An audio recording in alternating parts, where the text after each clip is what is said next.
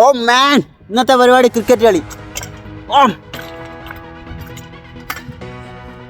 കുറെ നാൾ കളിച്ചപ്പോഴത്തേക്ക് നടുവേന, ശരീരവേന, എവിടെയൊക്കെ വേന അടിക്കുന്നത് എനിക്ക് തന്നെ അറിയാൻ വയ്യ. പിന്നെ ഒരു കാര്യമുള്ളതെന്ന് പറഞ്ഞാൽ ഇവിടെ ബോൾ ആര് കൊണ്ടുപോയെന്ന് അറിയാൻ വയ്യ. ബോൾ കാണാത്തതുകൊണ്ട് അവരെല്ലാവരും ടയർഡായിട്ടിരിക്കുകയാണ്, സാഡായിട്ടിരിക്കുകയാണ്. ഈ ഇരിക്കുന്ന ഷിൻഡോ ചേട്ടനെ കണ്ട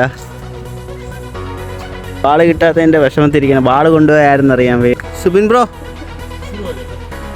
ബാളാര് കൊണ്ടുപോയെന്ന് അറിയാൻ വയ്യ, അതിൻ്റെ വിഷമത്തിരിക്കുകയാണ്. ഇന്നലെ കളിച്ചിട്ട് ബാളാര് കൊണ്ടുപോയെന്ന് ആർക്കും അറിയാൻ വയ്യ. നൗഫലേക്ക് എന്നാലും ബാറ്റും പിടിച്ച് അവിടെ നിൽപ്പുണ്ട്. ഇതൊന്നും അറിയാതെ ദാ വരുന്ന അനീഷേട്ടൻ കുട്ടി നിക്കറ് വിട്ട്. നൗഫലിക്ക നൈസായിട്ട് ഗ്രൗണ്ടിൽ ഇറങ്ങിയിട്ടുണ്ട്. എല്ലാവരും കൂട്ടുകാരുടെ ടീം പിരിക്കാമെന്നും പറഞ്ഞു. ടീം പിരിപ്പൊന്നും നടക്കത്തില്ല, ബാളില്ലാതെ എങ്ങനെ ക്രിക്കറ്റ് കളിക്കാനാണ്. പിന്നെ ഞാൻ വിചാരിച്ച എല്ലാവരും വീഡിയോ എടുക്കാം. അനീഷേട്ട പിന്നെ ക്യാമറ കണ്ട ഭയങ്കര ചിരിയാണ്. അനീഷേട്ട ബാളില്ല, എണീച്ച് പൊക്കിയൂടെ അനീഷേട്ട.